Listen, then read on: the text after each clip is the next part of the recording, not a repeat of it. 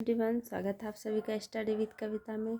तो गाइज, आज हम पढ़ेंगे अतिरिक्त मूल्य का सिद्धांत, जो कि एक टिप्पणी है। आप देख सकते हैं सिद्धार्थ यूनिवर्सिटी में 2016 में पूछा गया क्वेश्चन है। तो इसमें देखते हैं गाइज, यह सिद्धांत मूल्य के श्रम सिद्धांत पर आधारित है। इस सिद्धांत की व्याख्या करते हुए मार्क्स ने लिखा है कि किसी वस्तु का विनिमय मूल्य उसके उत्पादन में लगाए गए श्रम की मात्रा पर निर्भर करता है। इस प्रकार मूल्य श्रम से बताए हैं। ठीक है, तो हम क्या देखते हैं, जो अतिरिक्त मूल्य का सिद्धांत जो हमारा टिप्पणी है, उसमें हम देखते हैं कि यह सिद्धांत जो है वो मूल्य के श्रम सिद्धांत पर आधारित है।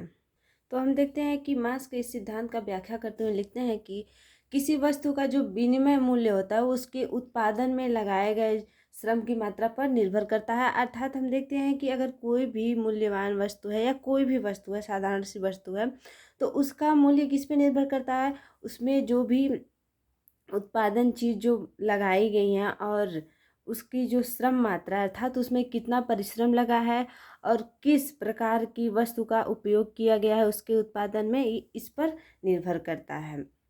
तो यही बात मार्क्स लिखते हैं कि किसी भी वस्तु का जो विनिमय मूल्य होता है वो उसके उत्पादन में लगाए गए श्रम अर्थात उसके उत्पादन में लगाए गए जो परिश्रम है उसकी मात्रा पर निर्भर करता है। ठीक है, तो इस प्रकार मूल्य जो है वो क्या है, श्रम से बनता है। यहाँ बताए हैं ये है, तो ये गलत है। यहाँ क्या रहेगा, इस प्रकार मूल्य जो है वो श्रम से बनता है।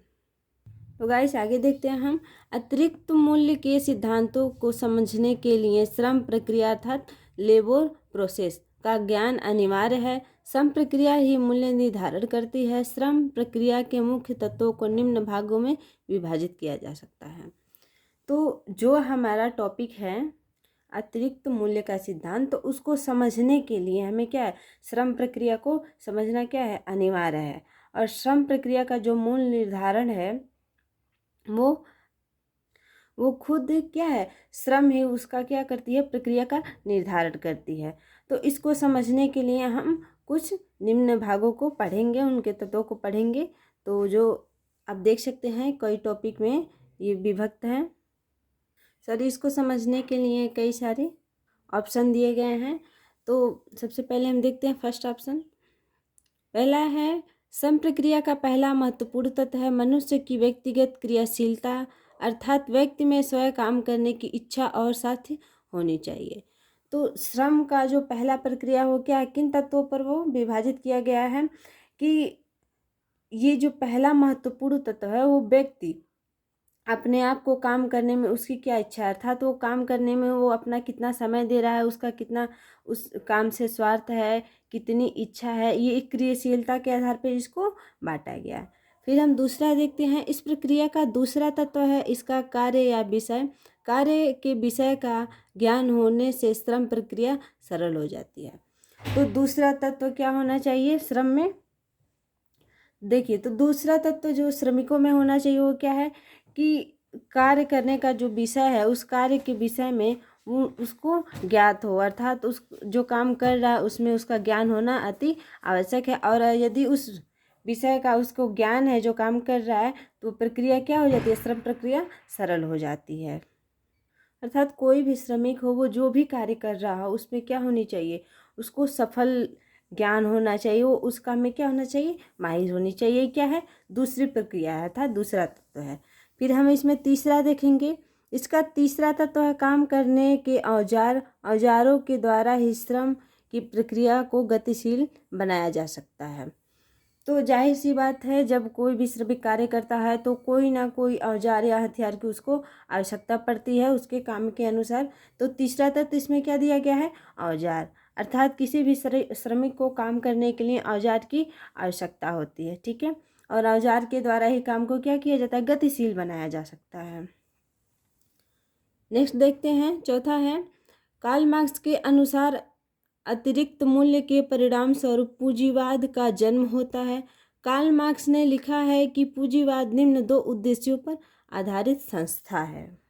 अर्थात चौथे टॉपिक में हम देखते हैं कि कार्ल मार्क्स कहते हैं कि उनके अनुसार अगर कोई अतिरिक्त मूल्य है तो उसके परिणाम स्वरूप ही पूंजीवाद का जन्म होता है। अर्थात कोई भी व्यक्ति है किसी काम को कर रहा है तो वो जिन वस्तुओं को बना रहा है श्रमिक, उसको अपने अनुसार वो कितने भाव में उसको बेचेगा वो अपने अनुसार तय करता है, उसका कोई निश्चित मूल्य नहीं है। और इसी के कारण जो है पूंजीवाद का जन्म हुआ है। तो इसीलिए कहते हैं कि कार्ल मार्क्स कहते हैं कि पूंजीवाद की दो निम्न उद्देश्य आधारित संस्था है। ठीक है, तो अब हम उसको देखते हैं आगे। तो अब देख सकते हैं इसमें अ और ब करके दिया है। तो पहले हम इसको पढ़ेंगे, माल का उत्पादन, अर्थात पहले अ को हम पढ़ेंगे। तो इसमें देखते हैं, पूंजीवाद में ऐसी वस्तुओं का उत्पादन किया जाता है जिनका विनिश्चय मूल्य होता है। जैसे हमने आपको चौथे टॉपिक में बताया है, तो जैसे हमने क्या बताया है कि कार्ल मार्क्स के अनुसार जो है अतिरिक्त मूल्य के परिणाम स्वरूप पूंजीवाद का जन्म होता है। अर्थात श्रमिक जो भी कार्य करता है, किसी भी वस्तु को बनाता है, तो अपने अनुसार उसका मूल्य लगाता है, ना उसका मूल्य निश्चित नहीं होता है, ना कोई दूसरा मतलब उसको निश्चित करके लगाता है। ठीक है, श्रमिक उसका भाव खुद लगाता है, अर्थात या जिसकी वस्तु होती है, जिसके अंडर में श्रमिक कार्य करते हैं, वो तय करता है कि उसका मूल्य क्या होगा। तो वही बात इसमें बताया गया है कि माल का उत्पादन जब होता है तो पूंजी में ऐसी वस्तुओं का उत्पादन किया जाता है जिसका मूल्य जो है निश्चित नहीं होता है, वो अपने अनुसार उसका मूल्य रखते हैं और उसका विक्रय करते हैं। ठीक है, फिर हम इसमें दूसरा देखते हैं। इसके साथ ही पूंजीवाद की दूसरी विशेषता यह भी है कि जिस माल का उत्पादन किया जाता है उसका विनिमय मूल्य उत्पादक मूल्य से अधिक होना चाहिए।